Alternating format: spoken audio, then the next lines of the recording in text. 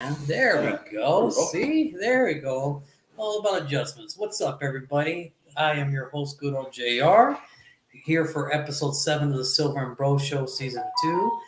Well, the Raiders won, so go ahead, man. Announce yourself to the world. What is your new name starting from here on out? Oh, Just Win Jules. Just Win Jules. I called it last week, man. Actually, I did it.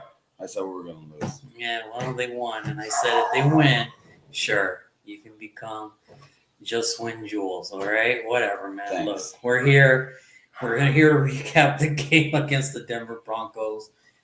Just overall, that was probably the most complete win overall. And then we're going to look ahead for the matchup against the Philadelphia Eagles. So let's get to it. The Broncos and the Raiders, a rivalry as old as time. And it did not feel like it on Sunday. The Raiders just came into Denver, handled their business on all three phases of the football game.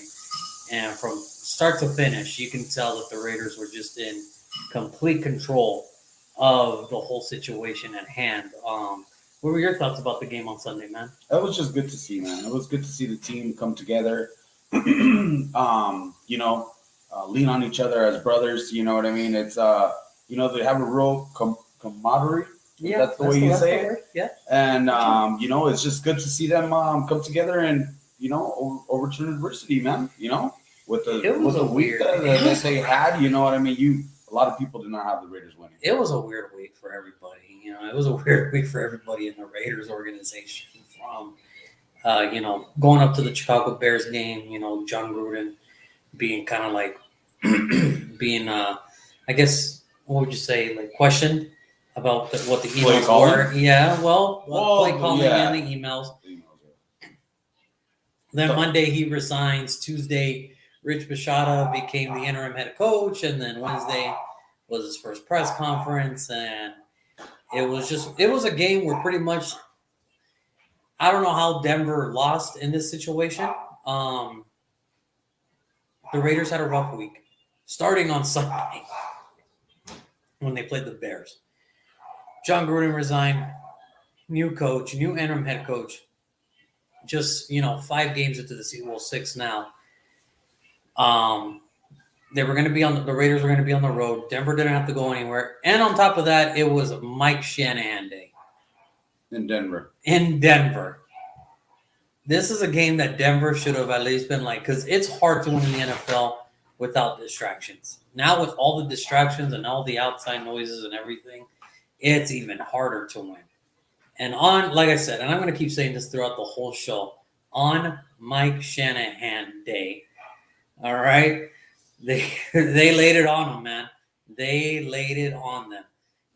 I mean, from the first quarter to the end, it was just a really good all the way through. The offensive line, I got to give kudos to them. They just looked better, I guess. I mean, I don't know what's the word. At least they improved. Yeah. They improved. They looked a little better compared to, what they looked the first 5 weeks. They looked better. And it's funny how the offense looked when the offensive line held its own, block, you know what I mean? And that's what I think everybody was kind of talking about, and also play calling. But yeah, And there was a couple of things where it's everybody's questions was, well, how was the offense going to look now with John Gruden out of the helm? Was it going to look the same? It was anything but that. I saw some different plays, some more rollouts. I got a couple more rollouts, and then there was one play where I've kind of been waiting for this all year, was the wheel route to Kenyon Drake, because he has the speed and the hands to do it. And it's they weren't really utilizing Kenyon Drake, and I think this week they utilized him the most. I mean, this was his most, I would say his best game overall.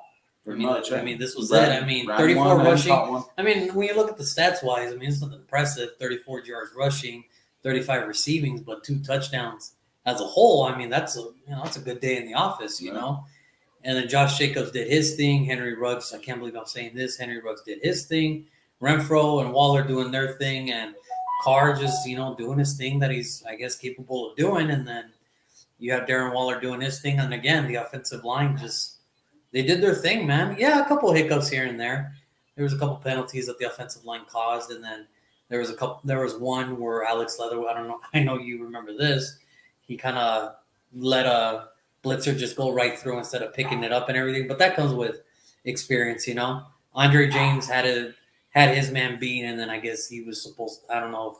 He actually went in to help out another offensive lineman to double team a single guy.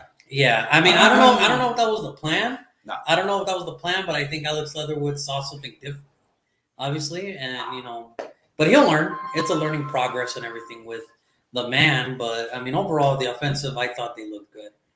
I thought everybody was on key note. What was going to be different, and like I said, I got to give it up to Greg Olson and Tom Cable. They really put a good offensive game plan together, and you know what, man? Honestly, you got to just give it to the whole organization. Yeah, from the top down, man. I mean, it was, obviously with everything that happened. I mean, you can tell that the organization really came together because they had like meetings with everybody involved, including the owner.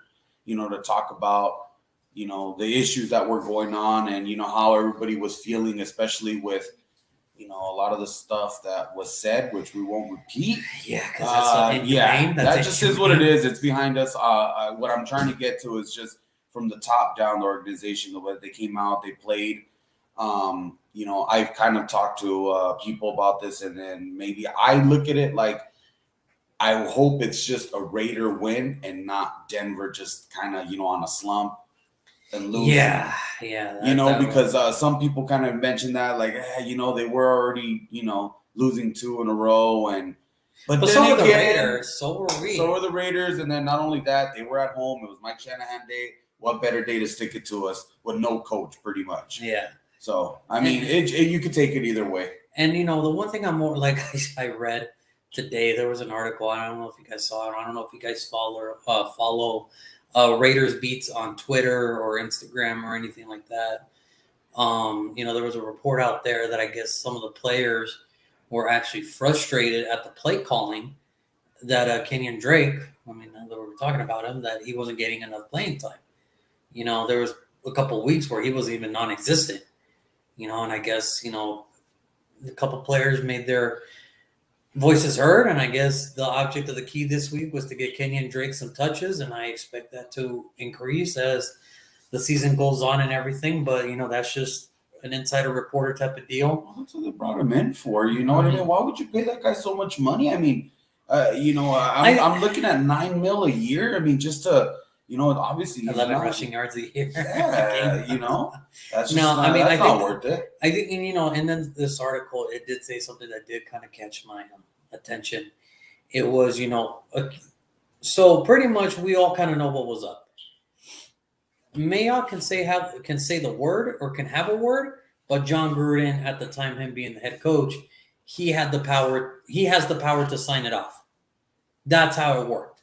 With somebody inside the organization, anonymous went on, with another reporter today and said, "Look, Mayock and all these guys can have their word. John Gruden was the one that got the final to write it off, basically." So Mike Mayock wanted to bring Kenyon in. Apparently, John Gruden signed it off, but John Gruden, as John Gruden was, he kind of did his thing, and he felt that, this was the right call, whatever. But that's not here or there now. John Gruden's gone. It's Rich Bisaccia's team. And, credit to him for putting this game plan together with his coordinators. And he said it from the get-go. Listen, my coordinators are going to coordinate. I'm going to take care of special teams, and we're going to just write it. And you saw it, And I forget who I was listening to. I don't know. I think it was like Good Morning Football or somebody, where it's like, yeah, Chucky had coordinators, but did he really have coordinators? Because, he called all the offensive plays. Well, apparently from what it sounds, it's like he was calling every shot, everything was like like Greg Olson said, it's going to be much more of a call than a suggestion now. No. So, and this is not to knock on John Gruden or anything. The man's already having enough problems as it is, but it's just. It is what it is. It is what it is. Hey, the playbook looked a lot better. It looked more open. It looked more fluent. Exactly. And without him being there, obviously, Oli, like they call him, worked with Carr a couple years already, so they're on the same page. And I'm sure like anybody would, with everything that went on. I'm sure Ole and Carr sat down and said, "Look, man, what plays do you like? What's going to get this thing going? I can tell you it wasn't a Jamarcus Russell thing. I mean, I think he studied the DVD sets. I'll tell you that much. It looks like at least he would know if they were blank or not. Let's put it that way.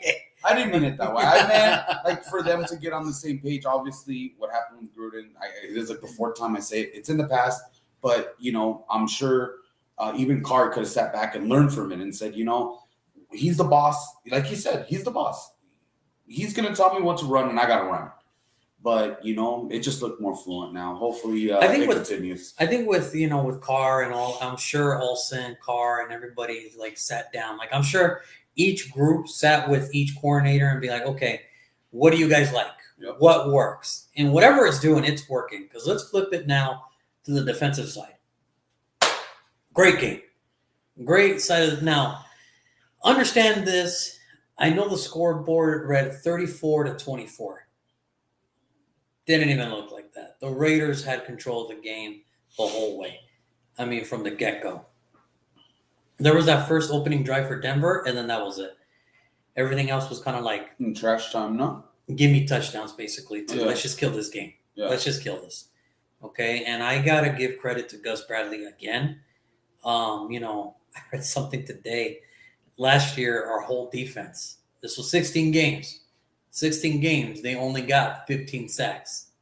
Okay, that is literally under 1 sack a game. After these 6 games, the Raiders are now close to 20. We're looking at, I think it was like 16 or 18 sacks. You can already tell, defense, night and day. Whether it was a Paul Gunther thing, whether it was the players not buying into the system, call it whatever you want. The players love this system that they're working with today. It's working. Crosby had another performance of a lifetime. Yannick got there again. Solomon Thomas with a great forced fumble with Denzel Perryman getting it again. And I got to give credit to this kid, Faison.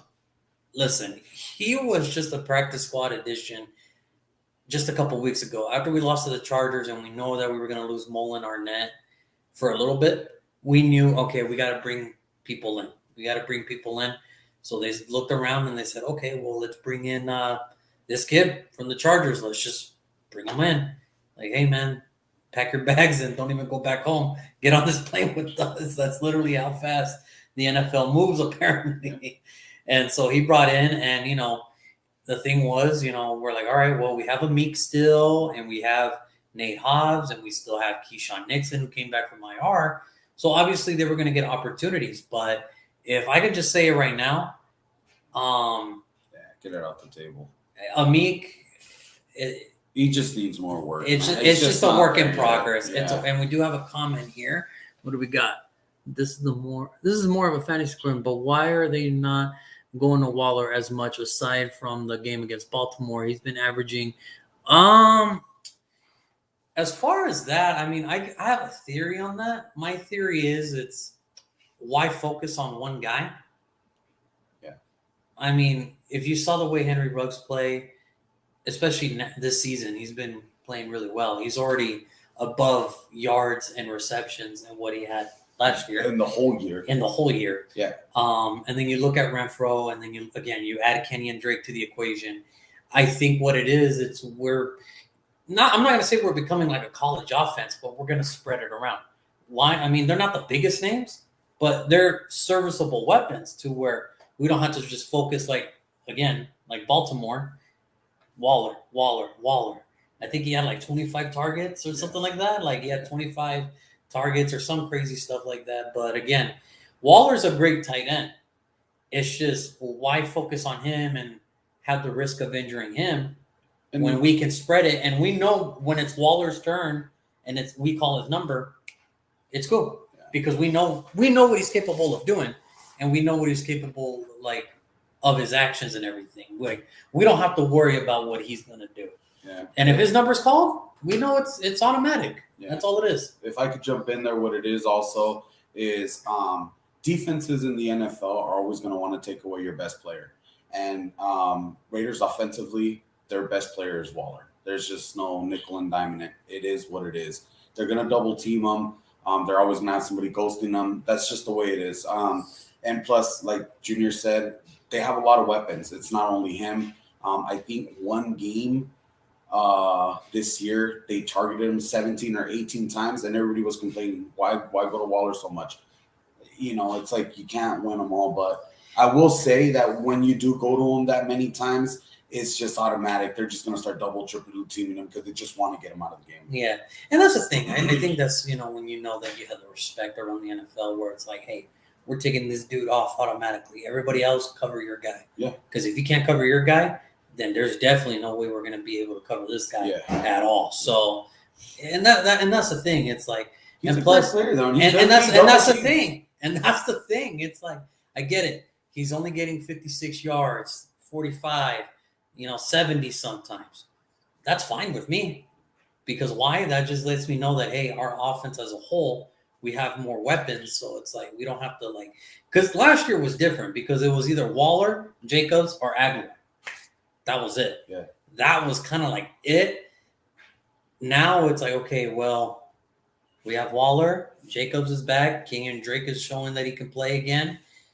Henry Ruggs is improving. Brian Edwards is amazing on the fourth quarter. Foster Moreau when they use them. And then Hunter Renfrow. And Gold when they use them. So it's like, again, weapons. It's like, look, it's in a college term, we're spreading the ball around. It's a spread offense. It's like, hey, look, when your number's called, you just better be ready. No. That's all I'm saying. So I wouldn't worry about too much as far as Waller's fantasy-wise because he's still one of the better tight ends in this league. It's just one of those things. Now, let's see. All right. Thank you so much, man. Now, to go back to the defense. The defense is doing everything, and where I left off was face on. This kid just came up out of nowhere, already an interception. If I were to look into it, now the Raiders did make a signing today. They did sign Desmond Trufant. Right now, at this point, we know we're not going to get Mullen and Arnett until after the bye. If they're ready. That's the other thing. So let's play worst case scenario. They're not ready to come after the bye. At this rate, I'd rather just go with Casey Hayward, who's playing amazing, who's playing, short of amazing. There was a couple times where I thought Cortland Sutton got him beat a couple times, but Teddy Bridgewater kind of overthrew him or it went through his hands and everything. Yeah. I would, Desmond Trufant, where he's not like the young spring that he once was, but he's a good veteran corner that we need. And not only that, just use him as depth. Just use him as depth. Because right now it's going to be, the way I would carry this team right now with corners alone, Casey Hayward, Desmond Trufant, Nate Hobbs, who I thought had an interception, but they reviewed right there. It was right there. And then, face on. And then, and really, if you want to even consider Keyshawn or anything else, because Amik's going to be used for special teams. Well, why not put Keyshawn, who's, just as taller and just as fast? And I would hate to write off Amik after one bad week because, he's had a couple games before, it's a work in progress. It's a work in progress. He's shown good. He's shown bad.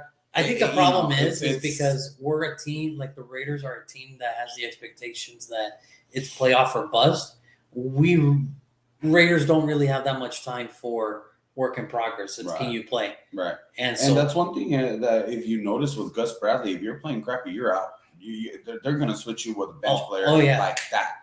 Once Amik gave up that touchdown to Tim Patrick, they put face on in there, interception. I could give you a perfect example like last week with Amik. And then what about this one? Nobody really talks about this one. Kowalski. He's a bench player now. Perriman's starting. Yeah, Perriman's a starter. That's it. Has anybody even brought that up? I've heard nobody say anything because Perriman is just balling out of control. He's leading the league in tackles. He's already got 60 plus tackles this year. Yeah. And we're only 6 games in. So, to get Perriman off a trade with Carolina, that was thank God. You know what I mean? Thank God. Yeah. And again, Corey Littleton, he's improving. Corey Littleton is playing good. Wow. Okay. There's a couple snaps where he kind of took the bad angle. Yeah, but he's coming along. His improvement has steadily rose, and then Jonathan Abram, I can't say nothing bad about it. John. It's like Jonathan Abram is just playing what we all envisioned him to be, our strong safety to be. Like this is the Jonathan Abram I've been waiting for. I've been waiting for this dude for 3 years to play something like this, and thank God he's playing like it, because Lights out. pass coverage, better. Stuff in the run, no problem there. And he finally got he's got an interception this year too. And he brings that 24 swag. So, and again, I can't say this, I can't not talk about this man enough. Max Crosby. I'm going to be honest with you. When we drafted him, I don't even know who he was, what school he went to. And if you follow me and my brother, we look at everything. Yeah. And I don't know who he was. I don't even know if you knew who he was. We kind of looked at each other like. I'd have to go back to that year. I know people had talked about him, but personally that I found him just, scrolling through DNs and stuff like that. No, I don't think so. But I think I remember people talking about him before, because I remember when they called his number, I remember being like, oh, okay, that was a guy I had heard his name before, but not personally because I scouted. I was like, I didn't even hear him one time, and I'm like, what the heck is this? You know what I think it came from is sometimes they'll show videos like, oh, this prospect came to visit the Raiders facility or something, or they're looking at this prospect. You think it was one of those things? I think it was, yeah, because like I said, I heard his name before, but go ahead. Yeah, no, and like I said, Max Crosby I would have never expected this out of a fourth rounder, or was he a fifth rounder? Fifth. Yeah, I would have. Fifth rounder defensive end to do this, to be a captain, third year into a season, and to be the leader in sacks, tackles for losses, pressures, hits. And that's not just on the roster. That's not just on the franchise. That's around the NFL. Like, he's top 5 in all those categories I mentioned. Never in my wildest dreams would have I thought, okay, we're going to build around Max Crosby. No way. No way. I thought we were going to build around Pharrell to, kind of get it going, but the roles reverse, man. It's like, dude, Crosby, Yannick, they're doing their thing. And, I want to give a special shout out to a guy, Damian Square, number 97. Yeah, I was he just, he put the hurt on Teddy, man. And, I've followed Teddy from Louisville to now. Teddy Bridgewater is one of the most consistent and most safe quarterbacks. He's never going to light it up on the stats. He's never going to light it up here or there. He's a good, balanced quarterback.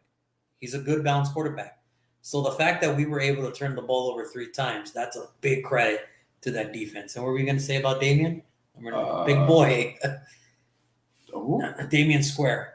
I was just going to mention that I didn't want you to leave him out because you were talking about Faison. And, for him just coming up and getting a call that week because Hankins was out, and also Phylon was also out. He was a healthy scratch.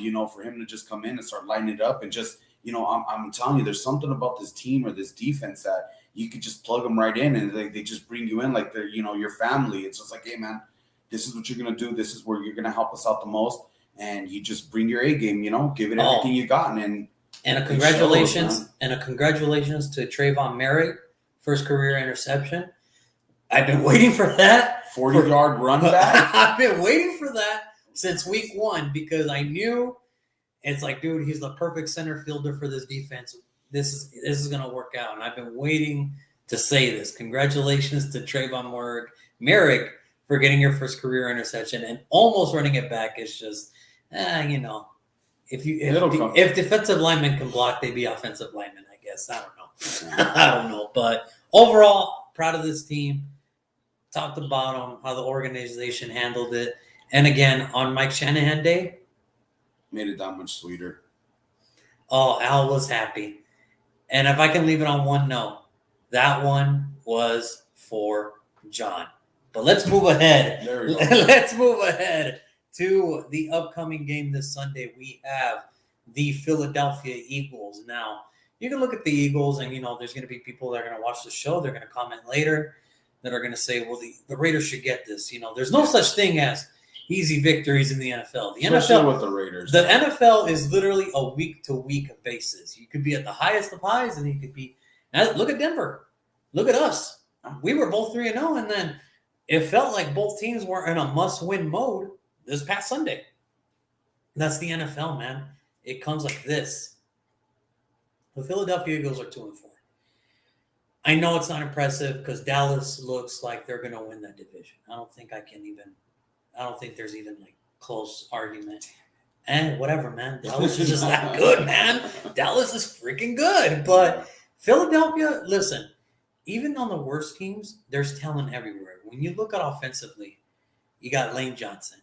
You got Devontae Smith, who's showing out to be a really serviceable wide receiver. Jalen Hurts can beat you with his arms and his legs. And then, you got Miles Sanders, who's just, one of those all-purpose backs, whether you want him to run, whether you want him to catch.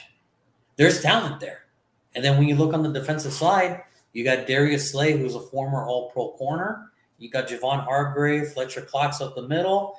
And then you got that Brandon Graham, and then you also have Derek Barnett, who's finally taking starter snaps after being drafted 3 years ago. He's finally getting starter snaps, and it's improving. So to say that Philadelphia is a bad team, they're not a bad team. They just have been having some bad luck. And the schedule does not make it easier for them. Tampa Bay, Dallas.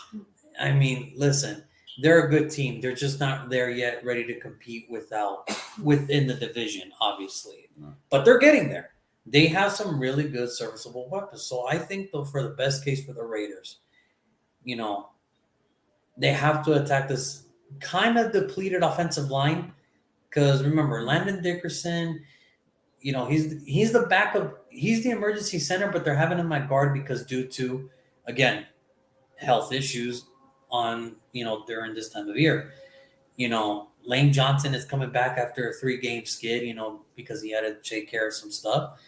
And then you have the new left tackle, and then Jason Kelsey is still a good center. So they have to attack this offensive line because this is a pretty good offensive line. They just need to learn how to attack it, okay? Don't let up. That's my message to Gus Bradley and the whole defensive line crew. Max, Yannick, Solomon Thomas, Damian Square, Darius Phelan, whoever's going to play. Cleve Farrell, whoever's going to play this game. Do not let up. Carl Nassib, just keep attacking. Because eventually they will break down. If you keep attacking and you at least contain Jalen Hurts, you can cause some turnovers. And that's what the defense needs to keep doing. They need to keep turning the ball over so they can give the offense a chance to keep scoring those points like they did against the Denver Broncos and such and such. Remember, when they caused turnovers against the Baltimore game, we were good. And that's what they need to keep doing. Now, offensively, just play smart. Play smart. I know they don't have the best defensive unit, but they can get after it really, really fast and really, really quick. Heavy runs, quick little slants here and there, and then we attack them deep. It's just got to be balanced offense football. That's my take on it against the Philadelphia Eagles. For sure, man. One of the things is, getting that quarterback to run around. I've noticed that a lot. Watching one or two of their games, it's as soon as you get that guy pressured, he thinks he's gonna always be able to make the plays with his legs. You know what I mean? Obviously, with the defensive line that we have, Crosby, Yannick, all those guys, if we can disrupt him, I think we're gonna have really, really good chances to get a couple picks. And obviously, like we just talked about earlier, taking out their best maybe offensive weapon in the rookie. The Heisman Trophy winner, if I'm not mistaken. Smith, yeah. Because remember, Dallas Goedert is now the tight end. Zach Ertz is no longer in Philadelphia. Correct. He was traded. So he was traded to Arizona. Lucky bastard. Anyway, like that dude went to sleep 2-4 and woke up 6-0. Son of a gun. That's the NFL right there, man. That is such the NFL thing to do. But so Dallas Goedert, and listen, Dallas Goedert is no joke. He is a very good tight end. He's one of those up-and-comers where I think maybe a couple of years from now, he could be in the conversation of, hey, maybe top 5 tight end. It's just Philadelphia really has to build it out. But from what I'm seeing, Dallas Goedert is a very serviceable tight end. It's just they need to keep building him up. For sure. And, like I said, Philadelphia is no joke. They're really no joke. We have not beaten this guy. We have not beaten this team. The Raiders, at least, they haven't beaten these guys since Jamarcus Russell was the quarterback. That was a long time ago. Yeah. I hope we're 2-1 because the last 3 times we played them, it's been pretty ugly. Well, not only that, but they're coming to town. That's what I'm saying. And last time we played, it's either Nick Foles throwing 7 touchdowns against the Raiders, or they look terrible on that Christmas Eve or Christmas Day Monday Night Football game, or they just blow it or whatever at the end with the last second field goal. Whatever it is, the Raiders have not been able to have success against the Philadelphia Eagles, and hopefully they're due for one. They're due for a victory. No, we need to, man. We can't let games that, if you're going to be considered a good NFL team, these are the games you need to win. These are the ones you need to win, okay? You need to stomp on their throat and, finish them. Because it's one thing, let's take yesterday's game, for example, the Bills and the Titans. Sure, that was a game the Bills should have won, but the Titans are a good team. Yeah. Now, let's say the Bills played the Lions. No disrespect to Detroit. I love Detroit. But imagine if the Bills lost to the Lions. Yeah. Now, that's what I'm saying. That's dude, you want to be one of the best teams, but you can't even beat the Lions? Exactly. You know what I mean? That was what the Raiders were a couple of weeks ago. It's you want to be considered one of the best teams. I can understand losing to the Chargers, but you guys lost to the Bears. And now you beat the Broncos. I don't know, man. And in the fashion that they lost, too, exactly. Where they only put 9 points on the board and didn't have a first down until third quarter. Yeah, something like that. So, again, if the Raiders want to prove that they're one of the better teams in the NFL, this is a game that they really need to take control, because after this, it's bye week. They need to go into bye week with the win. And if they go into bye week at 5-2, I'm going to put it to you like this. That's already a lot higher than some expectations around the league, because I think some – people only had them winning 5 games. Total. I don't want to name them, but I'm sure there's a couple media experts out there. Maybe yourself. Yeah, maybe myself included. That, hey, 5 wins. And did you give a prediction before the season started? I did. Nice. I actually had them going, what did I say? 6-11, something like that? Because I just didn't know how the whole offensive was going to deal. And it was a new offensive line. Ruggs wasn't going to play good. Yeah, I was I don't know, man. I think we're going to rely on Waller too much. Well, the Raiders are 2 wins away from predicting my whole season. So that's enough of that. That's enough of that crap. Well, hey, still, it's a week-to-week basis. What's his name? I can't think of his name Rich? right now. No, somebody said, it's week by week. We could be 3-0 today. And Hunter Renfro said that. Yeah, he's like, we're 3-0 today, but we can easily end up 3-14. Yeah. It's just what it is, and I like that attitude that they're just looking at it one game at a time. Yep. And that's the best way to do it, because you just never know what could happen. But I have confidence in this team. I have full confidence in this team. That I'm not going to say that they're going to blow out the Philadelphia Eagles, but I'm pretty confident that they can at least make it competitive. Not like the Bears game, but we'll see. Like I said, it's the NFL. There's talent everywhere. There's even talent, like I said, in Detroit, who hasn't won a game, but there's talent there. Jared Goff, DeAndre Swift, the other running back that they got over there. There's talent. It's just, it's hard to win, man. It's hard to win in the NFL. And if anybody knows that, it's Detroit, man. I mean, they lost to the Baltimore Ravens, which they could have won, but Justin Tucker kicked that amazing 66-yard field goal. What do you want? What do you want, man? That's as good as you're going to play. And Justin Tucker made the kick of a lifetime. What do you want? What do you want, man? And like I said, you're right. The NFL is a week-to-week basis. But if the Raiders really want to be serious, and if they want the media and the whole NFL to take notice, these are the games that you should win. That's all I'm saying. And I expect especially without a head coach. Yeah, I mean, and that's the thing. It's they have the head coach now. It's Rich. He's the interim, but it's just like I said, without a head coach. Okay. If they continue to win, they're really going to turn heads. Yeah. So, and then we'll leave it up to this, man. What do you think of your prediction this week? What do you got? I got my boys winning. I hate to go against them, but last week was just we were in shambles, man. I mean, dude, what better way to put it? It's just oh my God! The ceiling's falling down. It's a dumpster fire. Like I said, I don't like to go against them, but last week it just fell. It was yeah. How are you gonna come from this? This is this is unheard. This is all. Now I'm not gonna say this is catastrophic, because what it was really just one guy experienced his downfall. It was pretty much the But feeling it of affected the whole organization I've from never top seen to bottom. I've never seen this until like I don't know if you've ever seen that Football Life of Cleveland '95 No. when the owner of the Browns, the original Browns, made the announcement that they were moving to Baltimore halfway through the season. Can you imagine that? Like, what?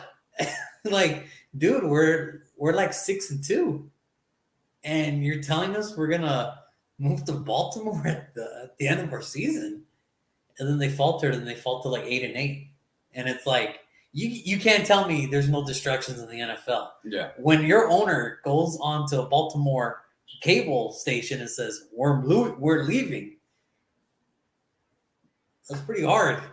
Now fast forward to 2021, John Gruden comes out with these emails and everything. It's like, how can you not say that's not a distraction? That's like the ultimate distraction right there. And mind you, 10-year-old. Like those are 10-year-old emails that resurface, and it's like, dude, you just got to be careful what you say, man. 10 years ago. Just be careful. Be careful. So I get it. It's like, people like my brother could say, yeah, 10 years ago, but it's like, that doesn't change the fact that he said it. Like, he said it, man. And it's like, dude, I'm pretty sure any other franchise would have been like, dude, this sucks. Because then that would have been a distraction. But I'm glad these guys were able to come together and at least pull something out of their butt to get this win on Sunday against the Broncos. Now, let's see if they can repeat it against the Philadelphia Eagles at home. So really happy to see the boys again. They all came together. They played for each other. They played for the Shield. Really like that. Excuse me. Really like that saying I heard last week. No one is bigger than the Shield. That was really cool. I think Mark said it the best. Yeah. It's like, yeah, man, you're not bigger. It's like, look, you're just part of it.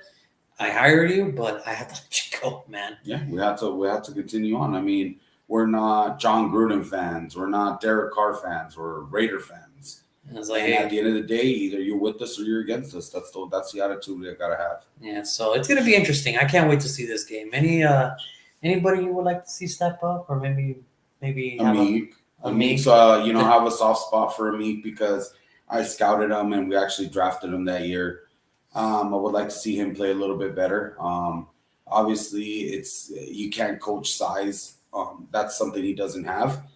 The speed, more agility in his ball tracking. Yeah. Definitely maybe a little bit more tougher.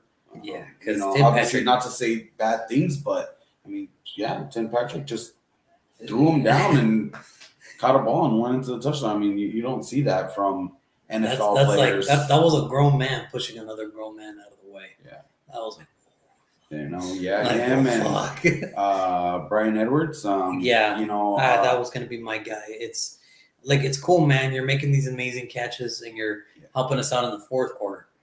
Can you do that quarters 1 through 3, please? So that way we can sustain a little bit more of a drive and kind of. And then also, if you get an onside kick to you, man, just grab that thing, dude.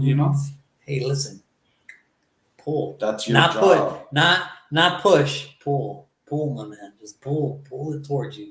Don't stay out there. Just pull it. That was infuriating, if I could use that word. Oh no, that was pretty bad. It's like you're just giving them life in the fourth quarter, especially with everything we went through to beat these boys to a pulp.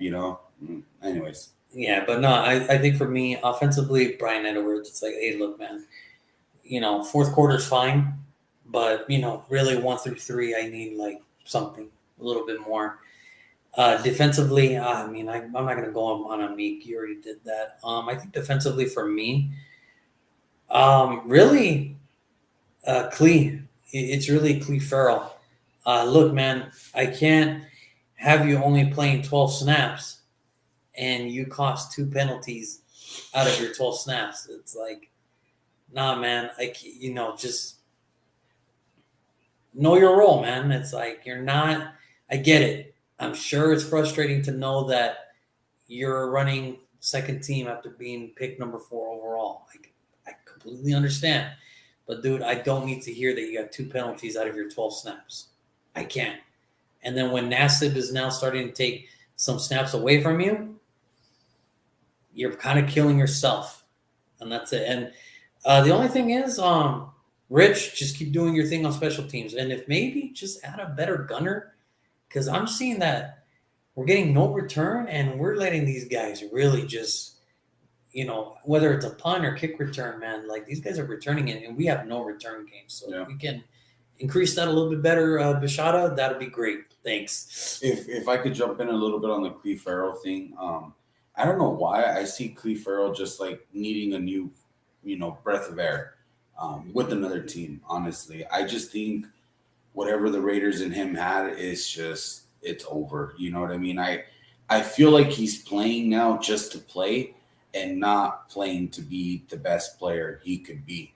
If that makes any sense. I mean, he got the Raider tattoo tatted on him, if I'm not mistaken. Him, like Crosby, Jacobs, when they were drafted that year together.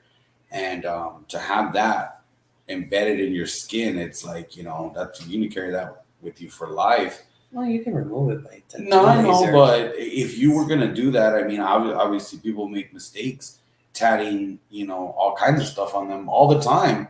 That was not a mistake. He was drafted by us. He really, really loved the team at that time. I don't see that love anymore. I think it's more. I think he loves it. I think it's just what it is. Like you said, I just think it's like it's hard to get the snaps when Yannick and Crosby are playing the way they are. And it's like it's not hard. Or what it is he needs to step up and show that he's better than them. Yeah, no, and I agree. It's just it's just one of those things where, hey, look, man. He can only control what he can control. It's just up to him to make the snaps count when his number's called. So. I have a good question. Is he going to be on the team next year? Is his I would say yes, just for depth purposes again.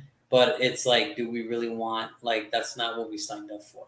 It's like we signed you up for it to be like the shit. Like we signed you up so you and Crosby can grow together. But it seems Crosby's going this way and you're kind of just he's about to fall off. Like it's a roller coaster with the guy. He'll have his good moments and then he'll have his bad moments. So is there any trade value there? Everybody's got trade value. It's just from fourth overall to 6th to 5th round. Like, what are you trying to get out of it? Exactly. Right. So everybody's got trade value. It's just, again, Gus Bradley, I think, said it the best when I saw his first press conference. I'm going to always have, and he said it, I'm always going to have the best 11 guys on the field, no matter what. So if that's the scheme they're going for, then I got to have faith in Gus Bradley knowing those are the best of 11 players that they have on the field for this time. And I'm sorry. When you get your snaps, you better make it count. And if you do stupid stuff like Cleve Farrell having 2 penalties out of your 12 snaps, I'm sorry. There's a reason why Nassib, Yannick, and Crosby are getting your snaps, bro. It's just for that reason alone. So all I'm saying is whether he stays with us or not, just put out a good film to where teams would want you. Because Charles for his sake. Because Charles Woodson said it the best. Whether I stay here or I go on another team, I'm putting on the best film because I'm looking out for Charles Woodson. I need Cleve Farrell to put out film out there so Cleve Farrell can only look out for Cleve Farrell. That's the only, and I'll leave it at that. Yeah. So with my prediction, you're going, man. The prediction I got Raiders 21. Okay. And I got Philadelphia 17. Okay, so yeah, a little bit closer than I think people imagine, but I can see that. I can definitely see that. Yeah, Raiders ain't gonna blow anybody out of the water. Besides, I mean, they should have blown out Denver, but they went soft in the 4th quarter. A little softer, but other than that, I mean, I like I said, I like the Philadelphia team. I like the Philadelphia Eagles. I like what they're building, and it's just again, I think them and maybe us too. They're still starting to find their pieces. When I look at the Eagles, I kind of look at us when Mayock first got here. Get your core pieces now, and then 3 years from now, maybe start building it up, and it'll come better. I think there's better days for Philadelphia. I'm not saying that they're out of the division yet. It's just pretty hard because Dallas is 5-1. Washington is, I think, 3-3, and I think Philly, they're in 3rd with 2-4. So it's kind of like, I'm not saying that they're out of the water, like they're not dead in the water yet. It's just they better start picking they just got to pick it up. So we'll see.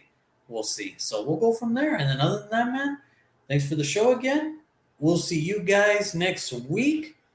Well, actually, no, it is bye week, so we will let you know if we do have a bye week special show, or we'll just come back in 2 weeks. Yep. So we'll go from there. All right, everybody, take it easy, bro. Thank you so much, man. There it is. Later on, guys. Bye week already. Son of a